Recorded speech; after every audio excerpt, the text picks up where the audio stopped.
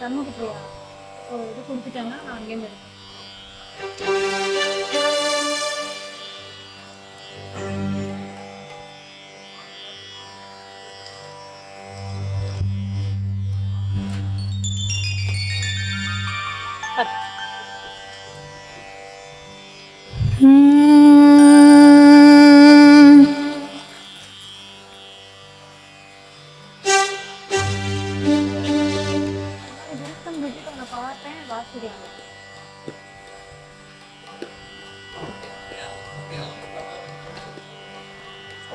இந்த ராகம்லாம் இருக்கும் என்ன தோணுதோ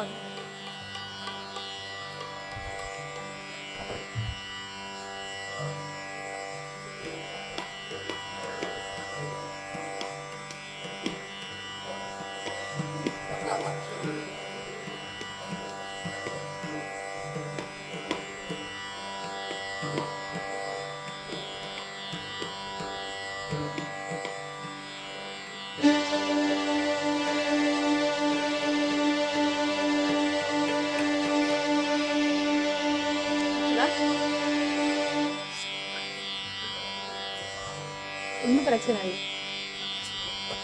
பேசுறிவா? அனைவருக்கும் இனிமையான மாலை வணக்கங்கள். திருப்பத்தூர் கம்பன் கழகம்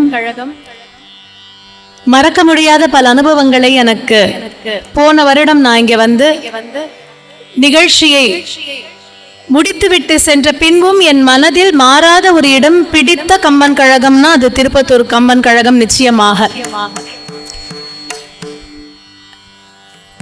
நிறைய பேர் சொல்லக்கூடியது பொதுப்படையாக டைம் லேட் ஆகுது, டிலே பண்ணிட்டாங்க அப்படின்னு சொல்றது. ஆனா அதனுடைய இன்னொரு பக்கம் நம்ம பார்க்கும் பொழுது 48 வருஷமா இத கட்டி இழுத்து இவ்வளவு பெரிய விஷயம் செய்யறாங்களே, அவ்வளவு பெரிய விஷயத்துக்கு முன்னாடி இந்த கால தாமதம்ங்கிறது ரொம்ப ரொம்ப சின்ன ஒரு விஷயம். அதனால அதை நம்ம பொருட்படுத்த வேண்டாம் அப்படின்னு சொல்லி இவ்வளவு தூரம் நடத்துற அவர்களுக்கு மனமார்ந்த வணக்கங்களை முதற்கண் தெரிவித்துக் கொண்டு இன்னைக்கு பார்க்க போறது எப்படி அப்படின்னா 37 வயசு எனக்கு. நான் வெளிப்படையா சொல்றேன் எனக்கு என்ன வயசுங்கிறத. 37 வயசான எனக்கு கம்பனை பற்றி பேசுவதற்கு வயதும் கிடையாது, அருகதையும் கிடையாது. அதே போல திரை இசை அப்படின்னு எடுத்துக்கொண்டால் நிறைய பாடல்கள் நம் மனதிற்கு பிடித்த பாடல்கள் எத்தனையோ கவிஞர்கள் அழகழகாக நமக்கு கொட்டி கொடுத்திருக்காங்க. ஆனா அவர்கள் எல்லாம் பிறந்த காலத்தில் நான் பிறக்க கூட இல்லை, பெரும்பாலானவர்கள். அப்படி இருக்கும் பொழுது அவர்களை பற்றி பேசுறதுக்கும் வயசு அருகதையெல்லாம் இருக்கான்னா கிடையாது. ஆனா என்னுடைய மனதிற்கு பிடித்த சில பாடல்களில் கம்ப ராமாயணம், கம்பனுடைய வரிகளுடைய தாக்கம் இருந்திருக்கலாமோ அப்படின்னு அடியேனுடைய எண்ணத்திற்கு தோன்றிய சில பாடல்களை இன்னைக்கு உங்களோட கம்பராமாயணமும் அதுவும் சேர்ந்து உங்களுக்கு படைக்கலாம் அப்படின்னு. இது ஒரு இசை விருந்தாக இருக்கும். நம் இசையும் இயலும் ஒன்று சேர்ந்தால் அது எவ்வளவு உயர்வு அப்படிங்கிறத காண்பிக்கக்கூடிய ஒன்று.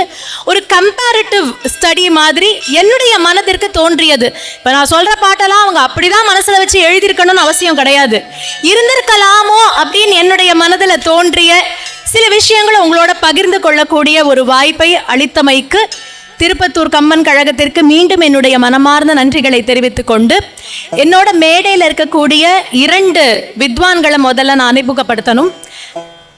முதல்ல தப்லால திரு சுரேஷ் அவர்கள். ஸ்ருதிலயான் ஒரு பெரிய ஆர்கெஸ்ட்ரா, திரு எஸ்பி பாலசுப்ரமணியன் ஐயா அவர்கள் பாடிட்டு இருந்த காலம் வரைக்கும் கடைசி வரைக்கும் அவர்களுக்கு முழுக்க முழுக்க ஒரு ஆர்கெஸ்ட்ரா அப்படின்னு சொன்னா சுரேஷ் அண்ணா தான் வாசிச்சிருக்காங்க. அது மாதிரி இந்த சைடு கடுகு சிறிதாக இருந்தாலும் காரம் பெரிதுன்னு நம்ம சொல்லுவோம் இல்லையா, அந்த மாதிரி செல்வன் அத்வைத் இந்த பக்கம். அத்வைத் இப்ப கீபோர்டு வாசிக்கிறாங்க இல்லையா, அவருக்கு புல்லாங்குழல் வாசிக்க தெரியும், மிருதங்க வாசிக்க தெரியும். இன்னும் நட வாசிக்க அந்த மாதிரி எல்லாம் வாசிப்பாங்க.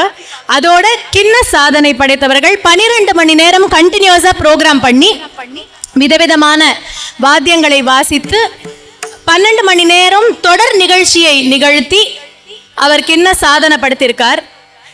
இவன் தந்தை எண்ணோற்றான் அப்படின்னு சொல்லுவாங்க இல்லையா, அத்வைத்தோட தந்தை தான் சுரேஷ் அண்ணா. இந்த பக்கம் முதல் பாட்டு எல்லாருக்கும் ரொம்ப பிடிச்ச பாட்டோட ஆரம்பிக்கிறேன். இது கம்பருடைய பாடல் கிடையாது, கண்ணதாசன் ஐயாவினுடைய பாடல்.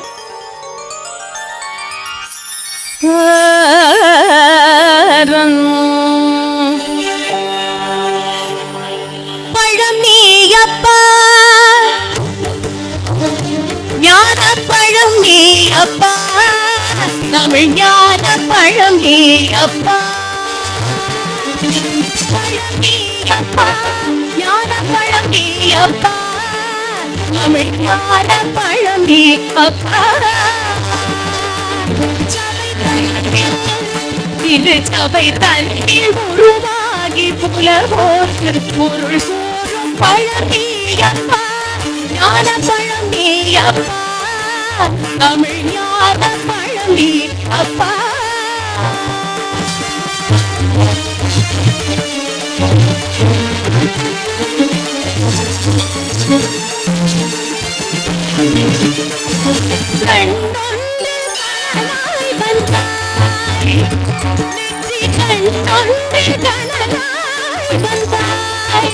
ஆறு கமலத்தில் உருவாய் ஆறு கமலத்தில் உருவாய்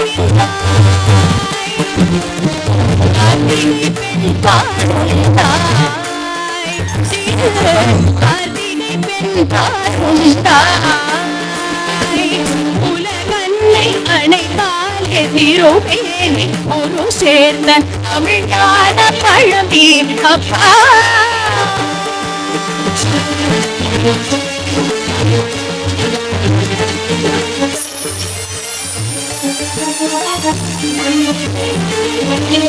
ஊரொண்டு பேருண்டு உறவுண்டு சுகமுண்டு உற்றார் பெற்றாருண்டு. ஊரொண்டு பேருண்டு உறவுண்டு சுகமுண்டு உற்றார் பெற்றாருண்டு. உண்ட மேகங்கள் கையிலே ஆழ இடம் நீருண்ட மேகங்கள் என்றாலும் கையிலே ஆழ இடம் தாயும்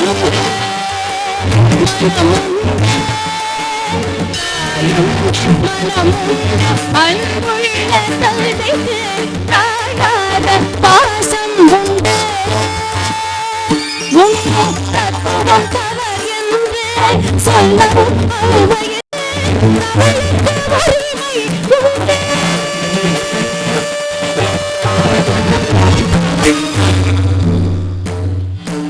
அறுபது சினம் புரிவது தமிழ் அறியாத சிறுவனாகி. அறுபது சினம் புரிவது தமிழ் அறியாத சிறுவனாகி. மாறுவது மனம் சேருவது இனம் தெரியாத முருகனாகி. மாறுவது மனம் சேருவது இனம் தெரியாத முருகனாகி.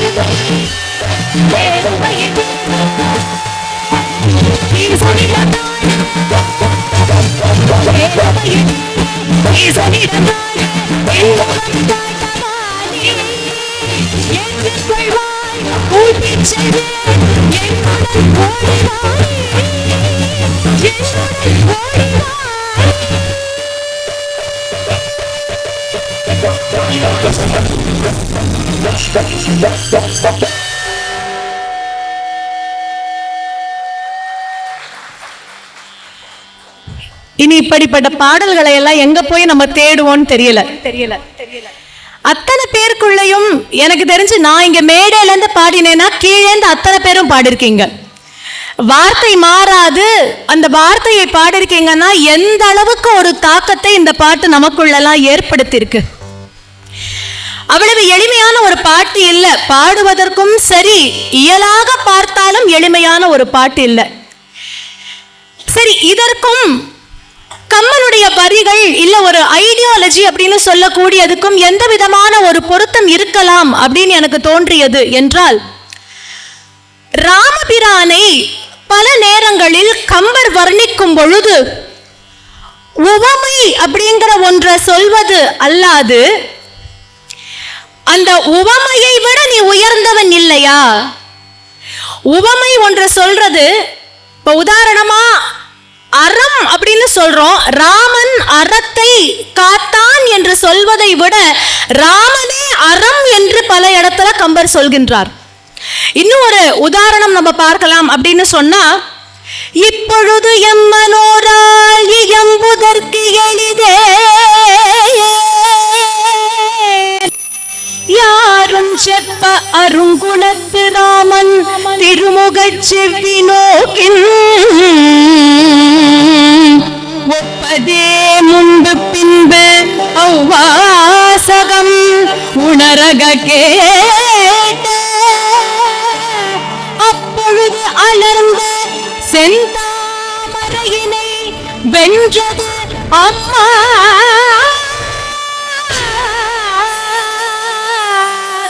அலர்ந்த செந்தாமரையினை வென்றது அம்மா, செந்தாமரையை வென்றது அம்மா.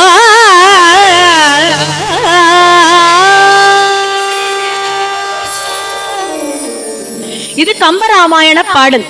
இதுல கம்பர் சொல்லும் பொழுது ராமனை பற்றி இது எந்த இடத்துல வரக்கூடியது அப்படின்னு சொன்னா, ராமனுக்கு அரசாட்சி அப்படின்னு முதல் நாள் சொன்னாங்க, எல்லாருக்குமே தெரியும்.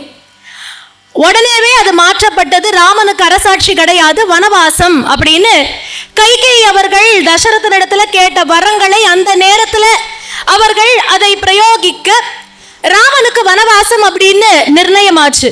இப்ப ராமனை கூப்பிட்டு சொல்லணும் இல்லையா, ராமா உனக்கு வனவாசம், உனக்கு அரசாட்சி கிடையாது, பரதனுக்கு தான் ராஜ்யம், உனக்கு அரசாட்சி கிடையாது அப்படின்னு சொல்லணுமே.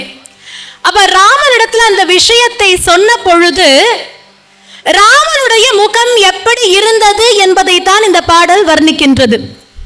இப்போ நம்ம கிட்ட ஒரு விஷயம் சொல்றாங்க, நாளைக்கு உங்களுக்கு நிகழ்ச்சி இருக்கு அப்படின்னு சொல்றாங்க. காலையில போன் பண்ணி அம்மா அங்க ஒரே மழை, இன்னைக்கு நிகழ்ச்சி ரத்து அப்படின்னு சொன்னா மனசுக்கு கஷ்டமா இருக்குமா இல்லையா? இயற்கையின் காரணமாக இருந்தாலும் கூட மனசுக்கு வருத்தம் கொடுக்கும். அப்படி இருக்கும் பொழுது எல்லா தகுதியும் இருக்கக்கூடிய ராமன், உரிமை இருக்கக்கூடிய ராமன், தருவோம் என்று சொல்லப்பட்ட ராமனுக்கு மறுநாள் உனக்கு கிடையாது என்று கூப்பிட்டு சொல்கின்றார்கள்.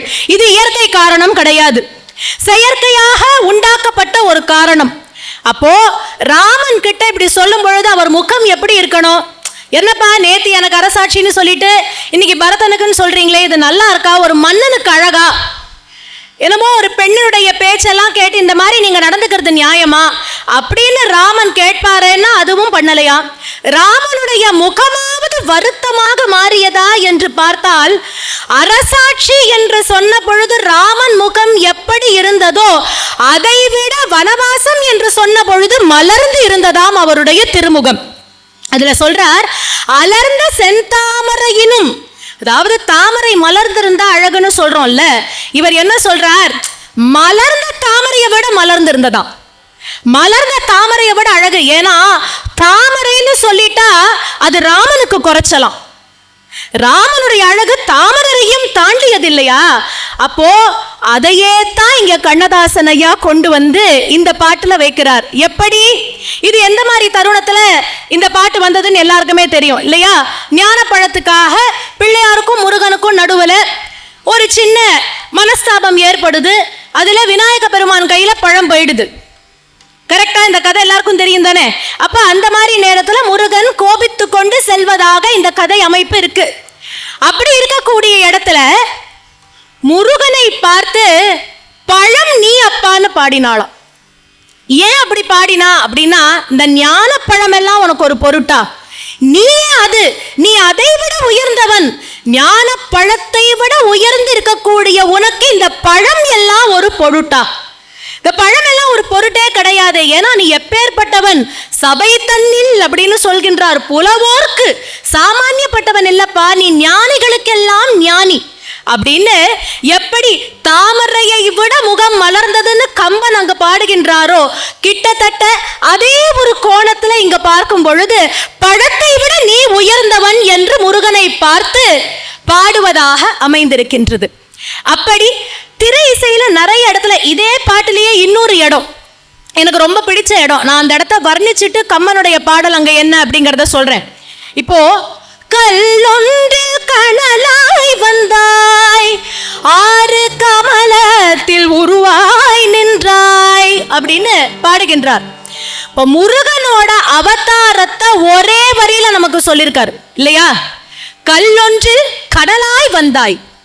யாரு என்ன அப்படின்னா நமக்கு அந்த கதை தெரியும், ஒரே வரியில சொல்லிட்டாரு. எப்பேற்பட்ட கதை? சிவபெருமானுக்கு 5 முகங்கள் என்று நினைக்கின்றோம். இல்லை, 6 முகங்கள் உண்டு சிவபெருமானுக்கு. 6வதாக அதோ முகம்னு ஒரு முகம், ஞானிகளுக்கு மட்டுமே தெரியக்கூடிய முகம். அப்ப அந்த 6 முகங்களும் வெளியில வந்து அதில் இருந்து ஒரு பொறி நெற்றிக் கண்ணில் இருந்து கிளம்பியது. அப்படி சிவனார் கண் பொறியில் இருந்து வந்துதித்த முருகன் அவதாரம் என்பதை ஒரே வரியில முடிச்சுட்டாரு. கண்ணொன்றில் கனலாய் வந்தாய், அடுத்து 6 கமலத்தில் உருவாய் நின்றாய் அப்படின்னு ஒவ்வொரு வரியில சரித்திரத்தை முடித்து கொண்டே போகின்றார். இத ஒரு பாட்டுல பார்க்க முடியும். ஆனா இந்த இடத்துல இதே நேரத்துல டைரக்டரோட டச் எனக்கு ரொம்ப பிடிச்ச ஒரு விஷயத்தையும் சொல்லணும் அப்படின்னு தோணும். திரு ஏபி நாகராஜன் அவர்களுடைய படங்கள்ல பார்க்கும் பொழுது நிறைய விஷயங்களை ரொம்ப அழகா எடுத்திருப்பாங்க. அதுல இந்த பாட்டுல நீங்க இப்ப நான் சொன்னதுக்கு அப்புறம் வீட்டுல போயிட்டு யூடியூப்ல பாக்குறதுனா பார்க்கலாம். கண்ணொன்று கனலாய் வந்தாய் அப்படின்னு சொல்லும் பொழுது சிவபெருமான் கண்ணுல இருந்து பொறி கிளம்பும். பொறி கிளம்பி அப்படி போகும். அடுத்து 6 கமலத்தில் உருவாய் நின்றாய்ங்கிறப்ப கரெக்டா 6 தாமரை ஸ்கிரீன்ல வரும். அந்த 6 தாமரையில குழந்தை ஃபர்ஸ்ட் வராது, பார்த்திருக்கீங்களா? ஃபர்ஸ்ட் என்ன வரும் தெரியுமா? தீப்பொறி வரும். ஏன்னா பொறிக்கு தானே வந்து விழுகின்றது, அதுல இருந்து தான் குழந்தை வந்தது. அதனால அந்த தீப்பொறி கண்டினியூவேஷன் கரெக்டா தாமரையில அந்த தீப்பொறி வரும். அந்த தீப்பொறியில இருந்து குழந்தை வரும். அதுக்கப்புறம் என்ன? கார்த்திகை பெண் பால் உண்டாய் அப்படிங்கிறப்ப அந்த கார்த்திகை பெண்கள் வருவாங்க. கார்த்திகை பெண்கள் வந்து அந்த குழந்தைய தூக்குவாங்க முதல் தரம். 2வது வாட்டி திரு கார்த்திகை பெண் பால் உண்டாகும் பொழுது அந்த 6 பெண்களும் அப்படி திரும்புவாங்க. ஏன் திரும்புவாங்க? பால் கொடுக்கறது அப்படின்னு சொல்லக்கூடியது அவ்வளவு அழகா அந்த திரையில காண்பிச்சிருப்பாங்க. அப்படி திரும்பி பால் கொடுப்பாங்க. எல்லாத்தையும் விட முக்தாய் இப்ப எங்க தெரியுமா? கடைசியில சொல்லிட்டே வராங்க இல்லையா? ஊருண்டு பேருண்டு உறவுண்டு சுகமுண்டு உற்றார் பெற்றாருண்டு நீருண்ட மேகங்கள் நின்றாடும் கையிலையில் நீ வாழ இடமும் உண்டு தாயுண்டு மனமுண்டு தந்தைக்கு தாழாத பாசம் உண்டு எல்லாம் சொல்லிடுறாங்க. கடைசியில ஒரு வரி, உன் தத்துவம் தவறு என்று சொல்லவும் அவ்வைக்கு உரிமை இல்லை. ஏன்னா யாரை பார்த்து சொல்றாங்க? முருகப்பெருமானை பார்த்து பாடுறாங்க அவ்வை இல்லையா? அப்ப முருகப்பெருமானை பார்த்து பாடும் பொழுது முருகனை இப்படி இருந்து சொல்லுவதற்கான உரிமை முருகனுக்கும் மூத்ததாக ஒன்று இருந்தால் தான் உண்டு. இப்ப முருகனை விட உயர்ந்த ஒன்றை வைத்து அதற்கு உரிமை இருக்குன்னு சொல்லணும். அதனால தான் அவ்வைக்கு உரிமை இல்லை, உன் தத்துவம் தவறென்று சொல்லவும் அவ்வையில் தமிழுக்கு உரிமை உண்டு என்று அந்த தமிழ் மொழியின் சிறப்பு எப்பேற்பட்டது என்பதை அந்த இடத்துல நிலைநாட்டுகின்றார். இப்போ இது கம்பன் எந்த இடத்துல ஒரு வரியில நமக்கு நடந்ததை சொல்றார் அப்படின்னு பார்த்தா, ஒரு உதாரணமான ஒரு பாடல் உங்க எல்லாருக்கும். தடுத்திமையாமல் இருந்தவர் தாளில் மடுத்ததும், தடுத்திமையாமல் இருந்தவர் தாளில் மடுத்ததும் நான் நுதி வைத்ததும் நோக்கார் கடுப்பினில் யாரும் அறிந்திலர் கையால் எடுத்தது கண்டார் இற்றது கேட்டார் எடுத்தது கண்டார் இற்றது கேட்டார் எடுத்தது கண்டார் இற்றது கேட்டார்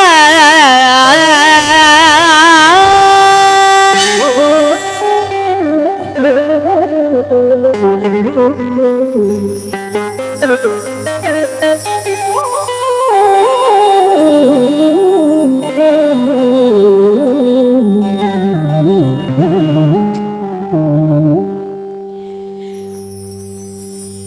பாடல் எந்த இடத்துல வருது அப்படின்னு பார்த்தா சீதை கல்யாணத்தை சுத்தி இருக்கக்கூடிய அந்த படலம் தான். எல்லாருக்குமே தெரியும் சீதை ஸ்வயம்வரம் அப்படிங்கிறது. சிவதனுசு அப்படின்னு சொல்லக்கூடியதை நடுவுல வச்சிருக்காங்க. இந்த வில்லை நிமிர்த்தி நிக்க வைத்து யார் நாணேற்றுகிறார்களோ அவர்களுக்குத்தான் சீதையை கொடுப்பது அப்படின்னு ஜனகர் நியமிச்சிருக்காரு. இப்ப அந்த மாதிரி தருணத்துல அநேகமான மன்னர்கள் எல்லாரையும் கூப்பிடுறாங்க. யாருமே முயற்சி செய்கிறேன்னு கூட வரலையாம், முயற்சி செய்கிறேன் அப்படின்னு கூட முன் வரலையாம். அப்போ ஜனகர் ரொம்ப ஒரு விரக்தி மாதிரி போய் சொல்கின்றாராம், இந்த பூமியில் வீரர்களே இல்லையா, பூமியில் வீரர்களே இல்லையா, முயற்சி பண்றேன்னு கூட ஒருத்தர் வரமாட்டேங்கிறாங்களே, அந்த அளவுக்கு இந்த பூமியில வீரத்திற்கு பஞ்சம் ஆகிவிட்டதா என்று கேட்க, அந்த சமயம் விஸ்வாமித்ர முனிவர் கூட இருக்கார் இல்லையா, அவர் ராமனுடைய திருமுகத்தை பார்த்தாராம். ராமனுடைய திருமுகத்தை பார்த்து அந்த கண்களை பார்த்தால் கண்கள்ல சிவப்பாக கோடுகள் பதிய ஆரம்பிக்கின்றது. இந்த சிவப்பு கோடு அப்படிங்கிறது கோபம் வந்தால் பதிய ஆரம்பிக்கும். அப்ப ராமனுக்கு கோபம் வந்ததுங்கிறத உணர்ந்தாராம். ஏன் கோபம் வந்ததுன்னா ரெண்டு காரணம். ஒன்று, பூமியில் வீரனே இல்லைன்னு பேசியிருக்காங்க. இப்ப வீரம் அப்படிங்கிறதுக்கு ராமபிரானை விட வேற யார சொல்லிவிட முடியும்? பராக்கிரமசாலியான ராமபிரான் அங்க இருக்கும் பொழுது வீரனே இல்லை அப்படின்னு சொல்றாரு. ரெண்டாவது, பூமியை பற்றி பேசுகின்றார். பூமி என்பவள் யார்? பூமகள் என்று சொல்லக்கூடியவள் மகாவிஷ்ணுவுக்கு மனைவி இல்லையா, ஸ்ரீதேவி பூதேவின்னு தானே சொல்றோம். அப்ப அந்த பூமியை பற்றி பேசினதுனால தன் மனைவியை பற்றி பேசினால் கணவருக்கு கோபம் வரும். அவங்களுக்குள்ள 1000 அடிச்சுப்பாங்க, அது வேற கதை. அவங்களுக்குள்ள 1000 அடிச்சுப்பாங்க. ஆனா வெளியில இருந்து யாராவது மனைவியை பற்றி தப்பா பேசினா அது கணவனுக்கு கோபத்தை கொடுக்கும். கோபத்தை கொடுக்கணுங்கிறது ராமாயணம் நமக்கு காட்டி கொடுக்குது. அவங்க சொல்லும் போது ஆமாங்க அதை ஏன் கேட்குறீங்க, என் பொண்டாட்டியை வச்சு நான் படுற பாடு கொஞ்சமா நஞ்சமான நம்மளும் சேர்ந்து பேசக்கூடாது. அவங்கள்ட்ட என்ன இருந்தாலும் என் மனைவியை பத்தி நீங்க பேசாதீங்கன்னு சொல்லணும். அது போல ராமனுக்கு கண்ணுல கோபம் பதிந்தது. உடனே விஸ்வாமித்திரர் சொன்னாரா, ராமா எப்படி கூப்பிட்டாரு? குழந்தாய் ராமான்னு கூப்பிட்டாரா. பிள்ளாய் ராமா, இந்த உலகத்தையே காக்கும் உனக்கு இந்த வில் ஒரு பாரம் கிடையாது, கிளம்பு, வில்லை ஒரு கை பார்த்து சீத்தை கைப்பற்றி வா என்றார். எழுந்தாரா ராமன். அப்படி எழுந்த பொழுது என்ன ஆயிற்று? அவரவர் தடுத்தார்களாம். 16 வயசு தானே. அப்படி இருக்கக்கூடிய பையன் எழுந்து அப்படி வரும் பொழுது அத்தனை பேரும் தடுத்தார்கள். அத்தனை பேரும் தடுத்தார்கள். எதை தடுத்தார்கள்? கம்பன் சொல்கின்றார், அவரவர் கண் இமைப்பதை தடுத்தார்களாம். கண் இமைப்பதை, அதனால தான் தடுத்து இமையாமல் இருந்தவர்னு ஆரம்பம். அவரவர் கண் இமைப்பதை தடுத்தார்கள்.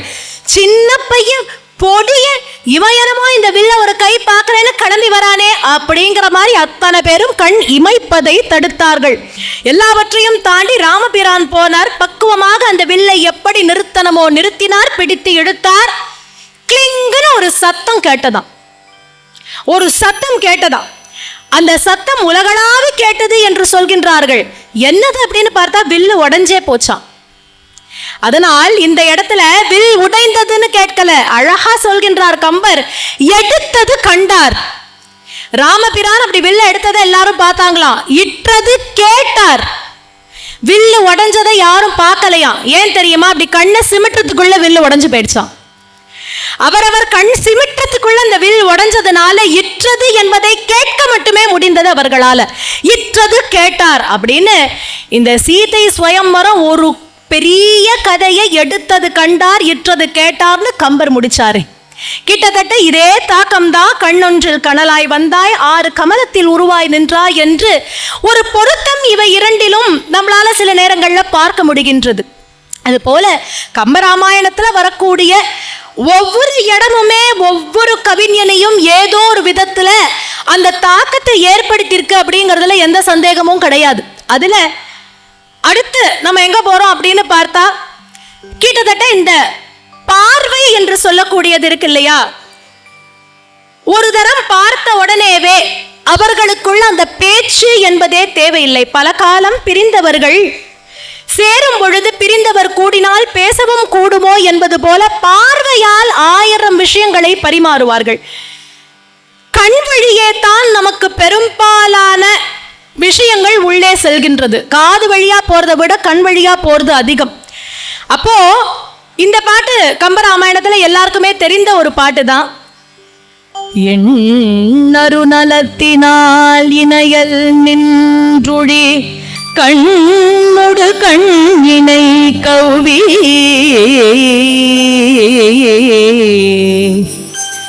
எண்ணரு நலத்தினால் இணையல் நின்றுழி கண்ணொடு கண்ணினை கவ்வி ஒன்றை ஒன்று உண்ணவும் நிலை பெறாது உணர்வும் ஒன்றிட அண்ணனும் நோக்கினான் அவளும் நோக்கினாள். அண்ணலும் நோக்கினான் அவளும் நோக்கினாள் அவளும் நோக்கினாள் நோக்கினாள் நோக்கினாள்.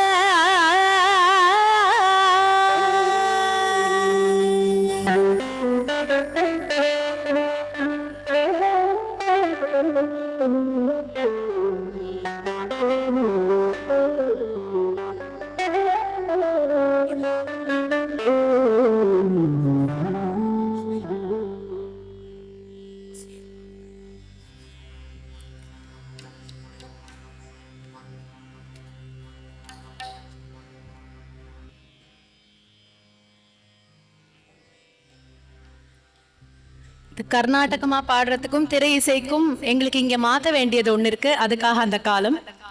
இந்த பாட்டுல எல்லாருக்குமே தெரியும், அண்ணலும் நோக்கினான் அவளும் நோக்கினாள் அப்படிங்கிறப்ப இது எந்த இடங்கிறது எல்லாருக்குமே தெரியும். மிதிலாபுரியில ராமன் பிரவேசம் செய்யும் பொழுது கன்னிமாடத்துல இருந்து சீதை பார்த்துட்டு இருக்கா. அப்படி பார்த்து கொண்டிருந்த சீதையினுடைய விழிகள் அந்த துவாரத்தின் வழியாக தெரிகின்றது.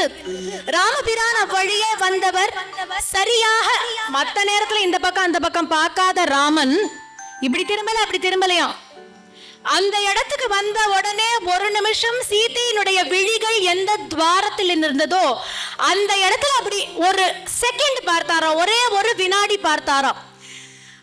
கருவண்டுகள் போல இருக்கக்கூடிய சீதையினுடைய விழிகள் தெரிந்தது. பார்வையினால் பல விஷயங்களை பரிமாறிக் கொண்டார்களாம். ராமபிரான் சென்று விட்டார்.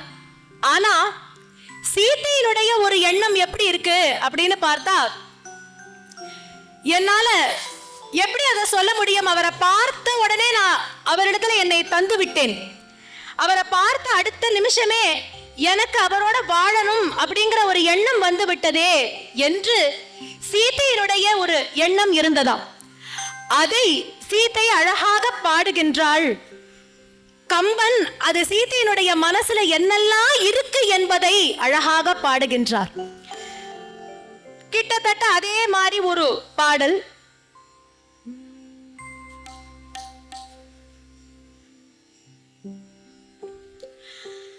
கண்கள் எங்கே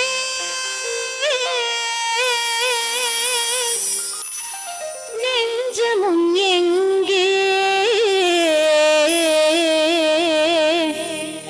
கண்ட போதே சென்றன அங்கே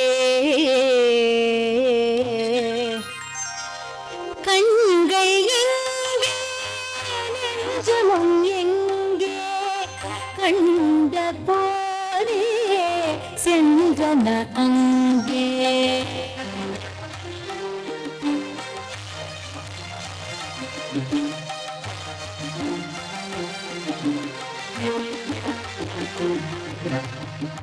கால்கள் இங்கே மேனியும் இங்கே கால்கள் இங்கே மேனியும் இங்கே காதலின்றி இங்கே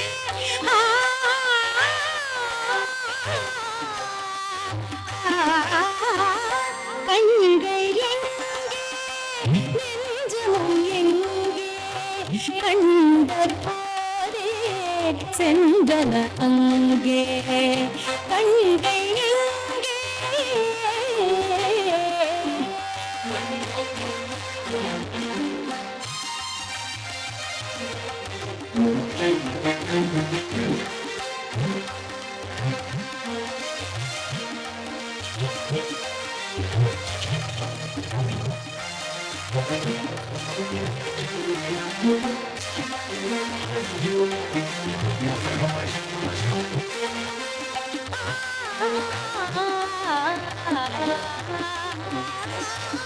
மணி கொண்ட கரமொன்று மணல் கொண்டு வெடிக்கும் மணல் கொண்டு வெடிக்கும்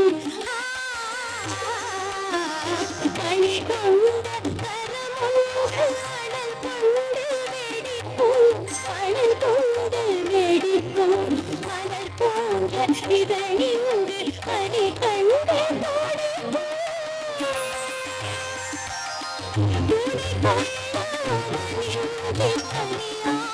நடிக்கும் தொழிலாத பெண்மை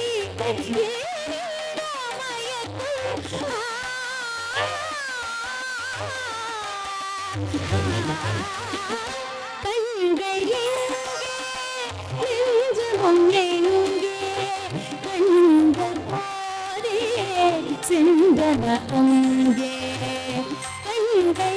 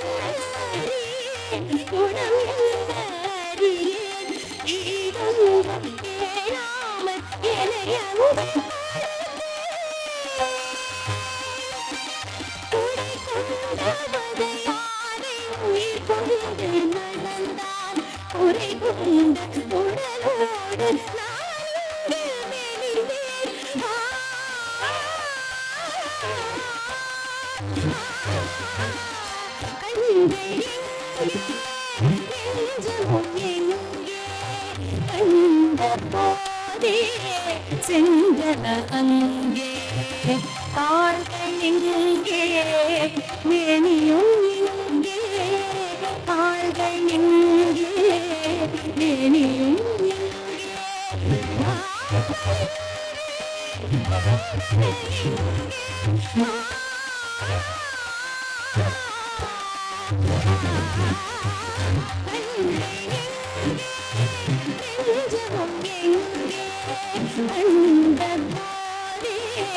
சென்றன அங்கே கண்கள்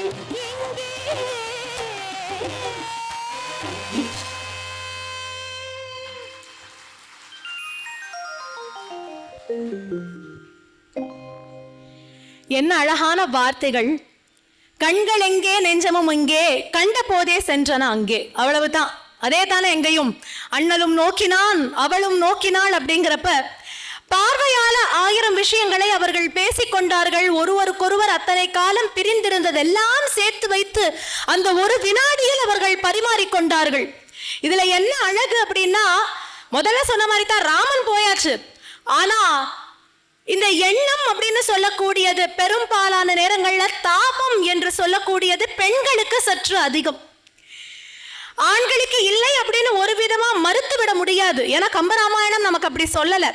ஆனா பொதுவாக பெண்களுக்கு அது சற்று அதிகம். முதல்ல வரக்கூடியது பெண்களுக்கு. அதிலும் ராமனை பார்த்த சீத்தையினுடைய ஒரு நிலையை கம்பன் வர்ணிப்பது இருக்கே, அடே அப்பா. இந்த பாடல்ல அந்த தாக்கத்தை எல்லாம் பார்க்க முடியும். எப்படியெல்லாம் கம்பன் வர்ணித்தாரோ, நிலவை கண்டவளுக்கு கோபம் வந்தது, நாள் விடியுமா விடியாதா என்ற எண்ணம் வந்தது. இப்படி எல்லாம் இருக்கவளுக்கு எதுவுமே அவளை சுத்தி நடக்கிறதெல்லாம் அவ்வளவு மனதிற்கு ரமிக்கவில்லை. இப்படி நிறைய விஷயங்களை கம்பர் பட்டியலிட்டு கொண்டே வருகின்றார். அதே போல அதெல்லாம் ஒரு எசன்ஸ் மாதிரி எடுத்து, நம்ம சாரு சொல்லுவோம் இல்லையா, 10-12 கரும்பு இருக்கும்.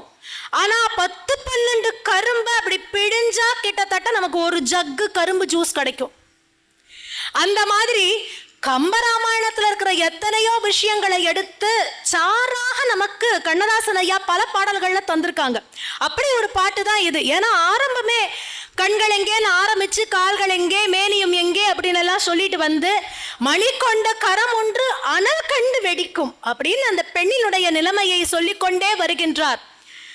ரொம்ப அழகு என்ன தெரியுமா, இன்னொரு விஷயம், குடை கொண்ட மத யானை இல்லையா, குடை கொண்ட மத யானை உயிர் கொண்டு நடந்தான், குறை கொண்ட உடலோடு நான் இன்று மெலிந்தேன்.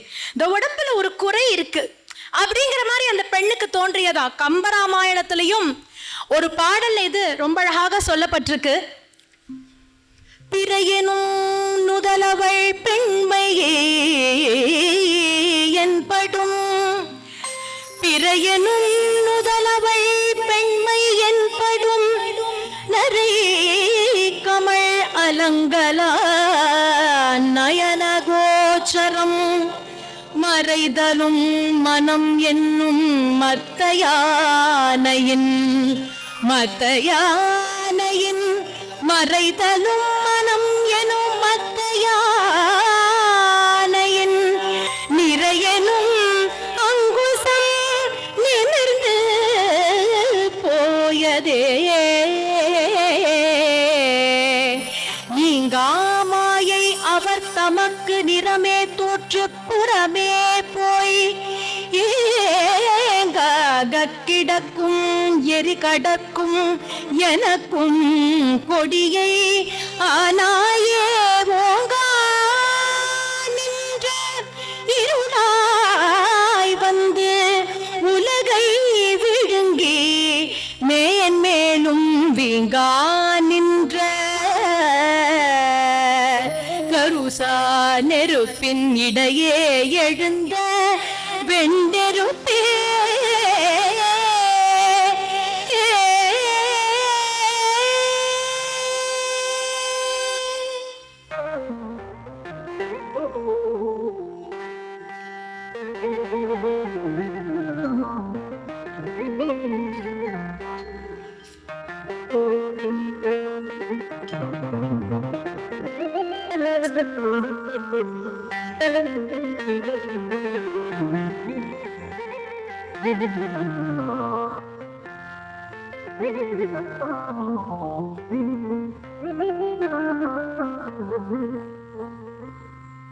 கம்பராமாயணத்துல வந்து அந்த வரிகளுடைய தாக்கம் இந்த பாட்டுல எப்படி இருக்குன்னு பார்த்தோம்.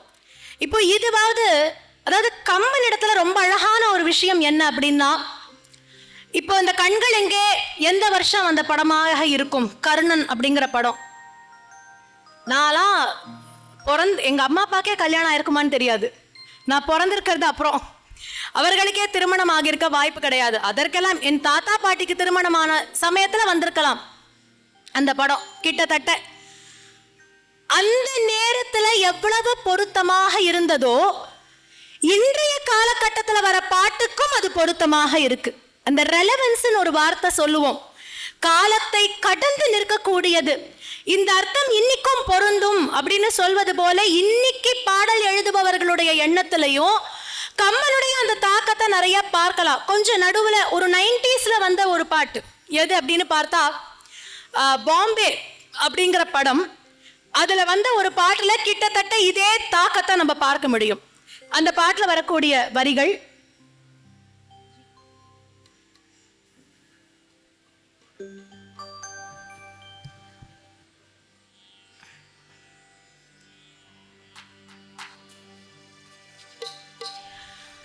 உந்தன் கஞ்சாடி விழுந்தது நெஞ்சம் நெஞ்சம் தரிக்கெட்டு தழும்புது நெஞ்சம், எந்த நோயாடி பறந்தது கொஞ்சம் கொஞ்சம் திரைமுகம் பார்த்தது கொஞ்சம், ரத்தம் கொதி கொதிக்கும்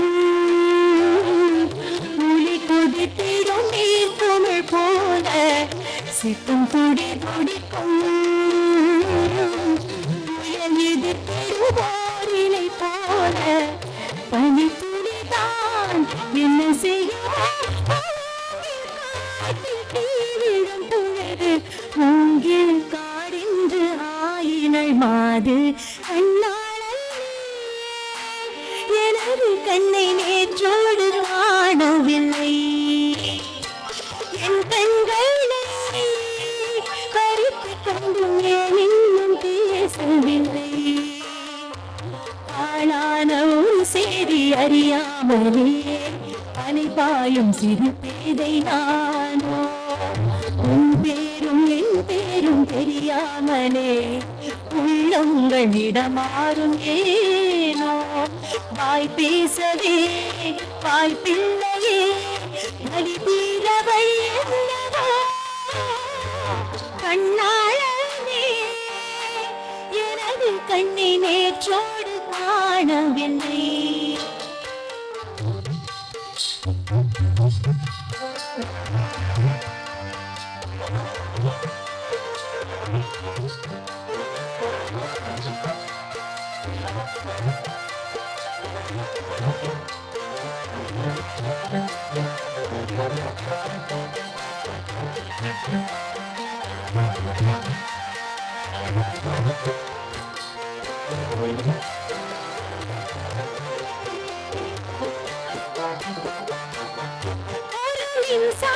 பார்வையின் வேகம் வேகம் உன்னோடு நான் கண்டு கொண்டேன் ஒரு பெண்ணோடு தோன்றிடும் தாபம் தாபம் என்னோடு நான் கண்டு கொண்டேன் என்னை மறந்து விட்டேன்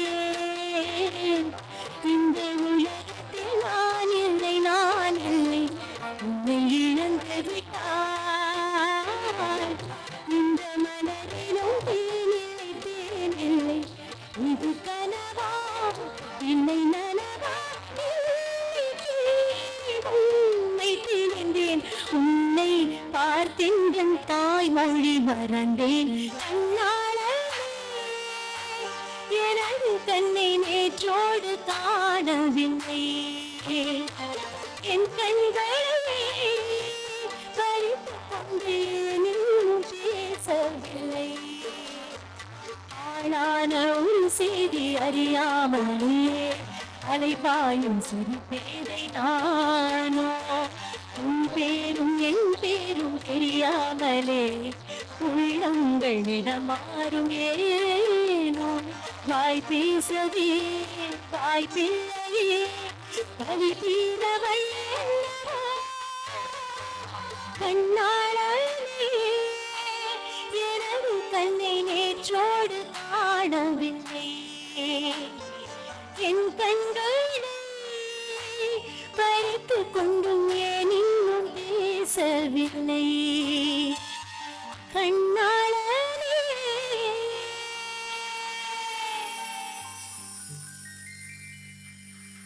இப்ப கிட்டத்தட்ட எப்படி திரையனும் நுதலவள் அப்படின்னு கம்பராமாயணத்துல அந்த வாசகங்களை பார்த்தோமோ அதே போலத்தான் உந்தன் கஞ்சாடை விழுந்ததில் நெஞ்சம் தறிக்கெட்டு தழும்புது நெஞ்சம் எந்த நூலாடை பறந்ததில் கொஞ்சம் பிறைமுகம் பார்த்தது கொஞ்சம். இந்த பிறைமுகம் அப்படிங்கிறது கம்மன் நிறைய சொல்லியிருக்காரு. சீதையினுடைய முகத்தை நிலவோடெல்லாம் வர்ணிக்கும் பொழுது விதவிதமான நிலாவுக்கு என்னென்ன ஸ்டேஜஸ் இருக்கோ அந்த மாதிரி வர்ணிக்க கூடியது உண்டு. அப்படித்தான் பிறை அப்படின்னு சொல்லக்கூடியது. சில இடத்துல மதி அப்படின்னு சொல்றது உண்டு. அது மாதிரி தான் இங்க பிறைமுகம் பார்த்தது கொஞ்சம், ரத்தம் கொதி கொதிக்கும், சித்தம் துடி துடிக்கும் அப்படின்னு கம்பராமாயணத்துல சீதையினுடைய நிலை என்ன அப்படிங்கறத எப்படியெல்லாம் சொல்லப்பட்டதோ இந்த பாடலினுடைய வார்த்தைகள்ல கிட்டத்தட்ட அந்த தாக்கத்தை நம்மளால பார்க்க முடியுது. இப்போ கம்பனோட தாக்கம் நிச்சயமாக எழுதியவர் கம்பரை படிச்சிருப்பாங்க. அந்த தாக்கமானது இருந்திருக்க வாய்ப்புகள் நிறைய உண்டு. அப்ப இந்த பாட்டுன்னு இல்லை, இப்ப இதுல சொல்லும் பொழுது உன்னை பார்த்தென் தாய்மொழி மறந்தேன் அந்த அம்மா பாடுறாங்க. வார்த்தைகள் அப்படி இருக்கு. தாய்மொழி மறந்தேன் அப்படின்னா பேச்சு வராத நிலை, தான் என்னவென்று மறந்த ஒரு நிலை. இத பல பாடல்கள்ல நம்ம பார்க்க முடியும். எனக்கு உன்னை பார்த்த உடனே நான் யாருங்கிறது மறந்து போச்சு அப்படின்னு எப்படியெல்லாம் சீதையினுடைய ஒரு எண்ணம் இருந்ததோ பல பாடல்கள்ல அதை பார்க்கிறோம். அதே மாதிரி இந்த நிலவுன்னு சொல்றோமே, நிலவு பற்றின பாடல்கள் அடே அப்பா கொஞ்ச நஞ்ச கிடையாது. அந்த நிலவு பற்றின பாடல்கள் எது எடுத்தாலும் கம்பனுடைய தாக்கத்தை அதுல நிறையவே பார்க்க முடியும். எந்த காலத்து பாட்டை எடுத்தாலும் நம்மளால அதை நிச்சயம் பார்க்க முடியுங்கிறதுல சந்தேகமே கிடையாது. அப்படி பார்க்கும் பொழுது சில பாடல்கள் நான் இதுலயே பாடின கம்பராமாயணத்துல இந்த பாட்டிலேயே பிறை நுதலாள் அப்படின்னு தான் ஆரம்பிச்சது. இன்னொரு பாட்டு நீங்கா மாயை அவர் தமக்கு நிறமே தோற்று புறமே போய் அப்படின்னு சொல்லும் பொழுது அதுலேயும் அந்த நிலவினுடைய ஒரு பெருமை என்ன, அதனுடைய அழகு என்ன அப்படின்னு இதுல மட்டும் இல்லாத பல பாடல்கள்ல கம்பன் சொல்லிக்கொண்டே வரார். ராமனுக்கு ராமச்சந்திரன் ஒரு பேர் உண்டு இல்லையா? ராமச்சந்திரன் அப்படின்னு அழைக்கிறோம். ஏன் சந்திரன் அப்படின்னா அந்த முழுமதிக்கு என்ன பிரகாசம் இருக்குமோ என்ன குளுமை இருக்குமோ அது ராமனிடத்துல உண்டுங்கிறதுனால ராமச்சந்திரன்கிற பெயர் அவருக்கு ரொம்ப பொருத்தமாக இருக்கும். அந்த மாதிரி பிறையாக கம்பராமாயணத்துல மதியாக நிறைய பாடல்கள் உண்டு. அதே போல நிலா அப்படின்னு சொல்லக்கூடிய சில பாடல்களை எப்படி அந்த தாக்கம் இருந்திருக்கு அப்படிங்கறத 1-2 உதாரணங்கள் உங்களுக்கு சொல்லலாம் அப்படின்னு இருக்கேன். அதுல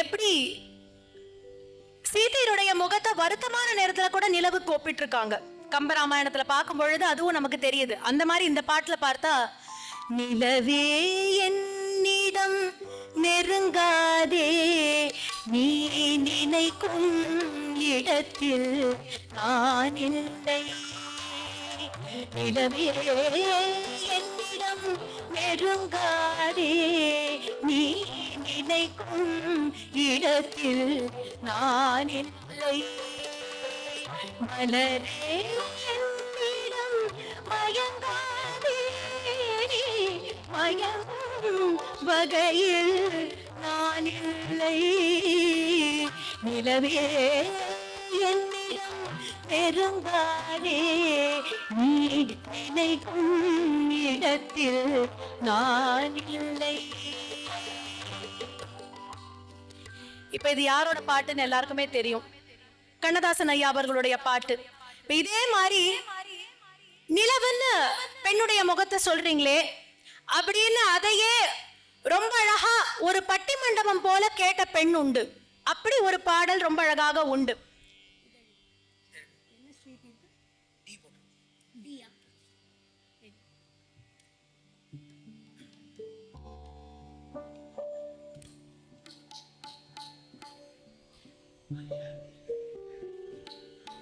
ரொம்ப அழகான ஒரு பாட்டு. அடுத்த காலத்துல அதாவது நிலவேலிடம் நெருங்காதே பிபிஎஸ் ஐயா அவர்கள் அந்த டைம்ல. இப்ப அடுத்து கொஞ்சம் நம்ம வந்தோம் அப்படின்னு சொன்னா உன்னால் முடியும் தம்பி அப்படிங்கிற படத்துல ரொம்ப அழகான ஒரு பாட்டு இருக்கு. அதுல இந்த நிலவு சம்பந்தப்பட்டு வரக்கூடிய வார்த்தைகள் ரொம்ப அழகாக இருக்கும்.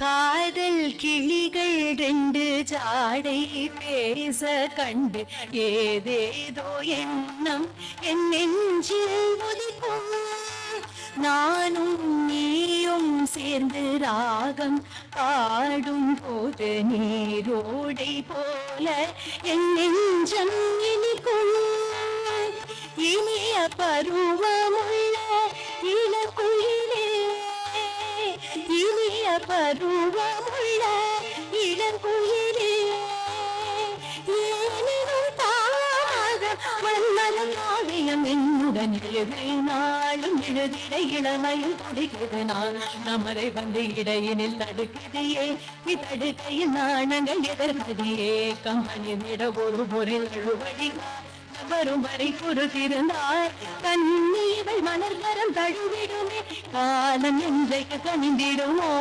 காலை மனம் அதுவரை பொறுத்திடுமோ, மாலை மலர் வேகமதில் படைத்திடுமே கதை எழுதும் நேரம் இது இன்பங்கள் அழைத்தது. சுகம் மலரும் மாலை இது மாண்டிடி மயங்குது கதை எழுதும் நேரம் இது.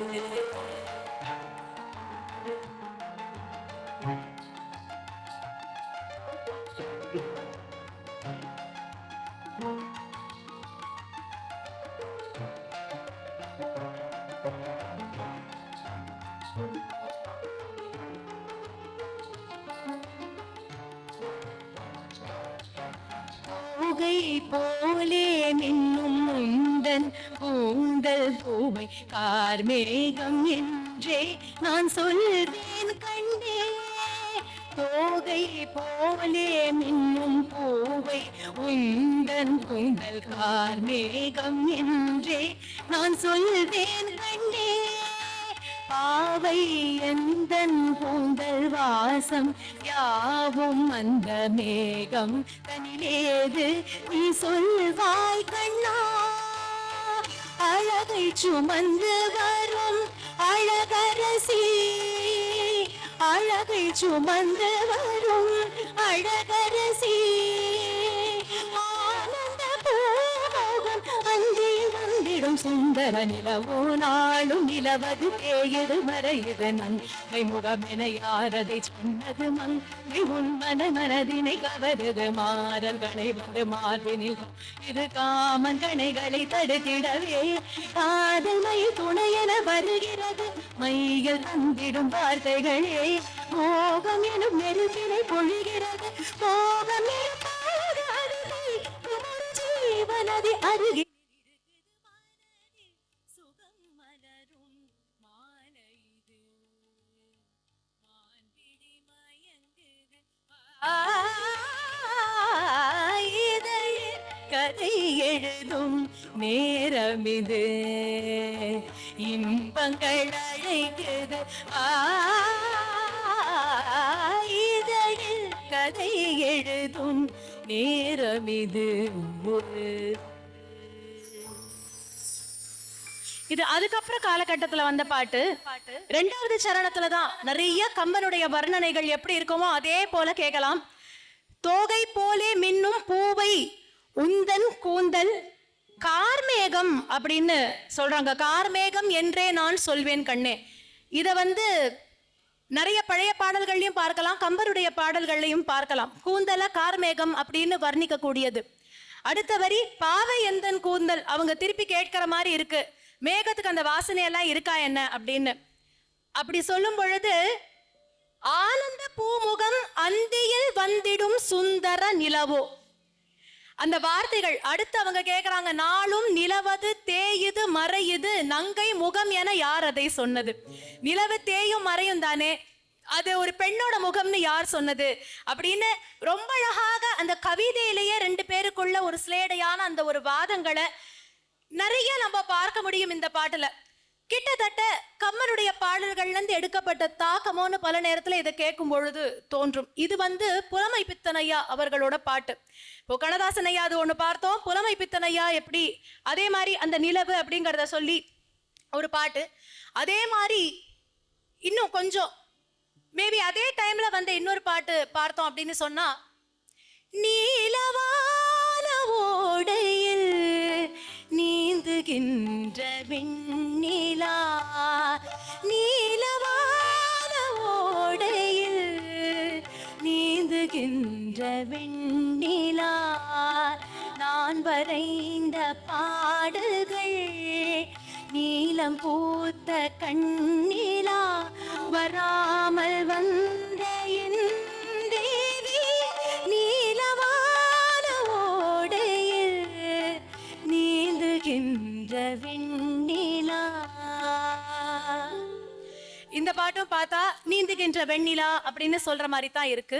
இப்படி நிறைய பாட்டு இன்னைக்கு காலத்துக்கு கொஞ்சம் வந்தோம் அப்படின்னு சொன்னா, வெண்ணிலவே வெண்ணிலவே விண்ணை தாண்டி வருவாயா விளையாட ஜோடி தேவை இந்த பூலோகத்தில் யாரும் பார்க்கும் முன்னே உன்னை அதிகாலை அனுப்பி வைப்போம். வெண்ணிலவே வெண்ணிலவே விண்ணை தாண்டி வருவாயா, விளையாட ஜோடி தேவை. எட்டாத உயரத்தில் நிலவை வைத்தவன் யாரு, கையோடு சிக்காமல் காற்றை வைத்தவன் யாரு. இதை எண்ணி எண்ணி இயற்கையை வியக்கிறேன். எட்டாத உயரத்தில் நிலவை வைத்தவன் யாரு, பெண்ணே பெண்ணே. பார்க்க அறியாமல் பூவை துளைக்க வேண்டும், பூவோடு அறியாமல் தேனை ருசிக்க வேண்டும். அடநிலவை ரசிக்க வேண்டும் நான் உன் போன்ற பெண்ணோடு. வெண்ணிலவே வெண்ணிலவே விண்ணை தாண்டி வருவாயா, விளையாட ஜோடி தேவை. இந்த பூலோகத்தில் யாரும் பார்க்கும் முன்னே உன்னை அதிகாலை அனுப்பி வைப்போ.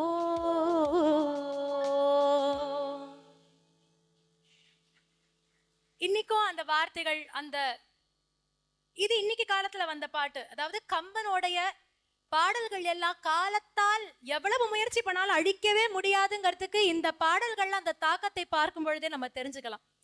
ஆனா என்ன அப்படின்னா, கவிஞர்கள் எப்படி கம்பனை படித்தார்களோ அதே போல நம்மளும் கொஞ்சம் கம்பனை படிக்க ஆரம்பிச்சோம் அப்படின்னு சொன்னா இது எல்லாத்தையும் நம்ம எளிமையாக புரிஞ்சுக்க முடியும்.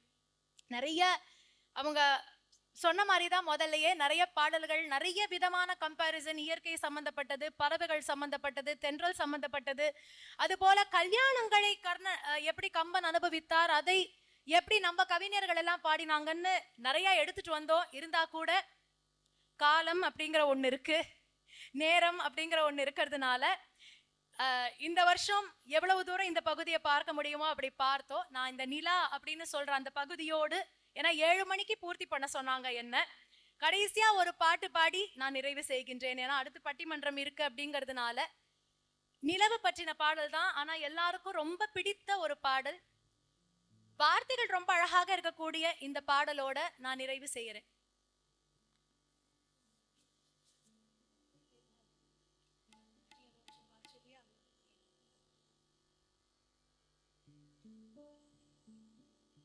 இன்னும் வரலையா? ஓகே, அப்ப இந்த பாட்டை பாடிட்டு போலாம்.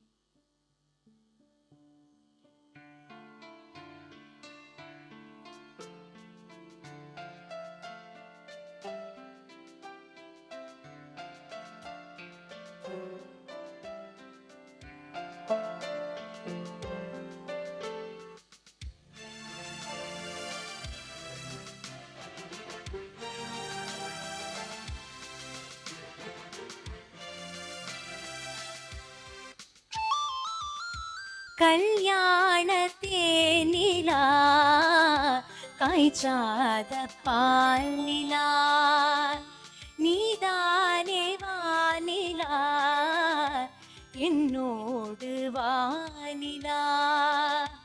தேயாத வெண்ணிலா உன் காதல் கண்ணிலா, ஆகாயம் மண்ணிலா கல்யாண தேனிலா காய்ச்சாத பால் நிலா.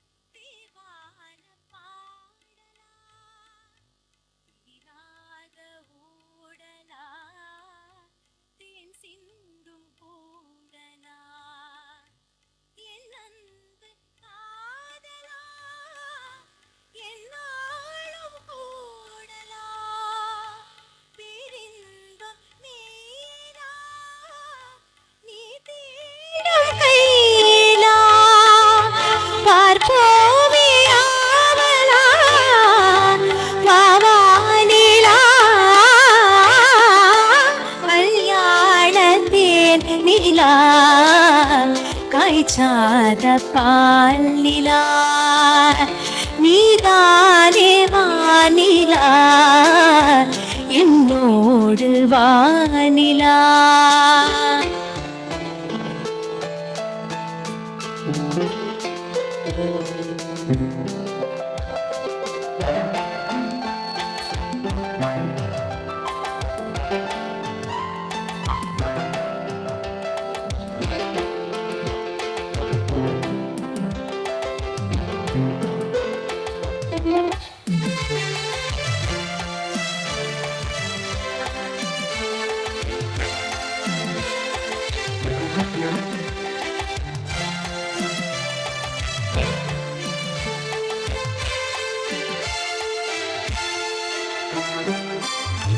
உண்டேகம் தேக்கிலா தேனுந்தன் வாக்கிலா உன் பார்வை தூண்டிலா நான் கைதி கூண்டிலா சங்கீதம் பாட்டிலா நீ பேசும் பேச்சிலா என் ஜீவன் எண்ணிலா உன் பார்வை தன்னிலா தேனோரும் வேர்பலா உன் சொல்லிலா கல்யாண தேனிலா காய்ச்சாத பால் நிலா நீதானே வானிலா என்னோடு வானிலா தெரியாத வெண்ணிலா உன் பார்வல் தன்னிலா ஆகாயம் மண்ணிலா கல்யாண தேனிலா காய்ச்சாத பால் நிலா நீதானே வானிலா என்னோடு வானிலா.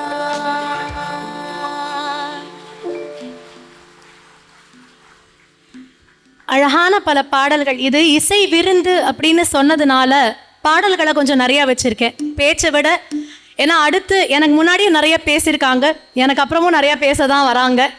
அதனால உங்கள் எல்லாருக்கும் நடுவில் இது ஒரு இசை விருந்தாக இருக்கட்டுமே அப்படின்னு சொல்லித்தான் நிறைய பாடல்கள்.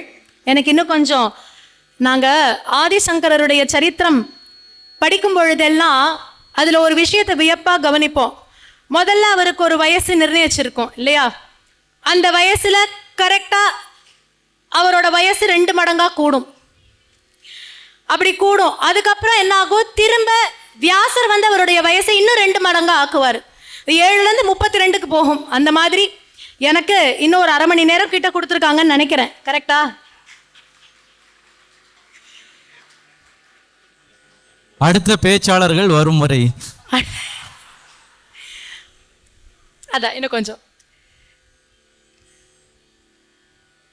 அடுத்து எடுத்துக்கக்கூடிய ஒரு செக்மெண்ட் என்ன அப்படின்னா, கம்பன் எப்படி முதல்லயே சொன்னேன் இல்லையா, நிலா வர்ணிக்கிறது அப்படிங்கிற மாதிரி பொன் அப்படிங்கிற விதத்தில் நிறைய வர்ணனைகள் உண்டு.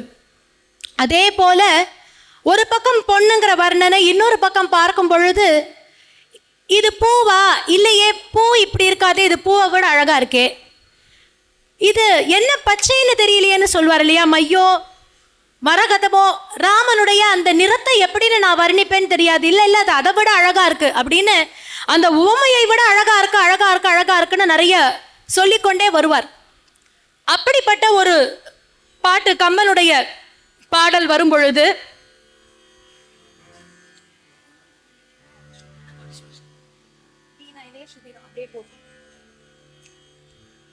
பொன்னின் சோதி போதினின நாற்றம் பொலிவே போல் தென் உன் தேனின் தம் சுவை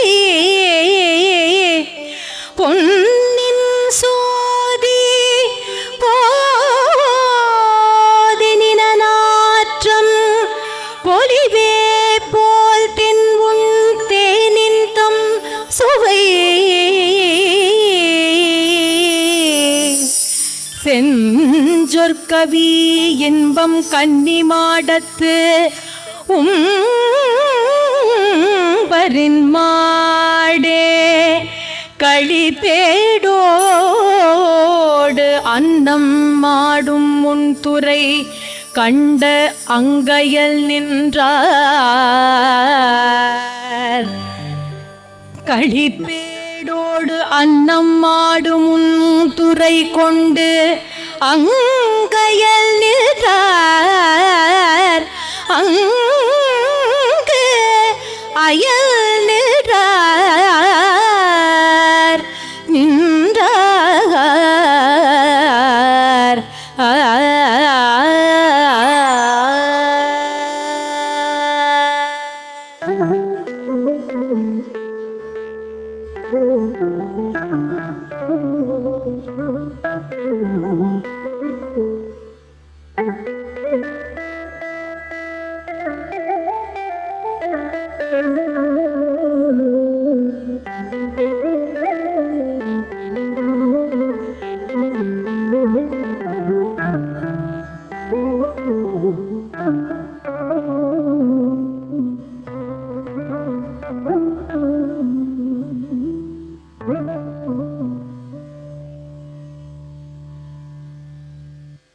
இதில் இப்ப சொல்லும் பொழுது பொன்னின் சோதி அப்படின்னு சொல்லி மிதிலா காட்சி தான் இது வரக்கூடிய இடம் கூட மிதிலா காட்சி படலம் அப்படிங்கிற இடத்துல வரக்கூடிய பாடல் தான்.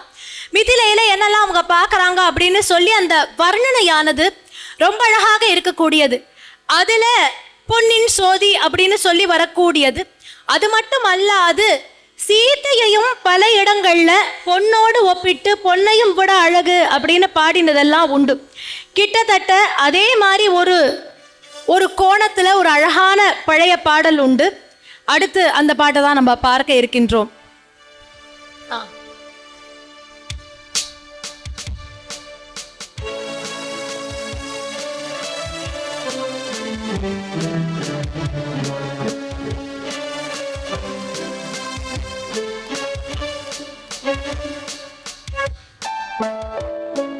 பொன்னொன்று கண்டேன் பெண்ணங்கு இல்லை என்னென்று நான் சொல்லலாகுமா? என்னென்று நான் சொல்ல வேண்டுமா?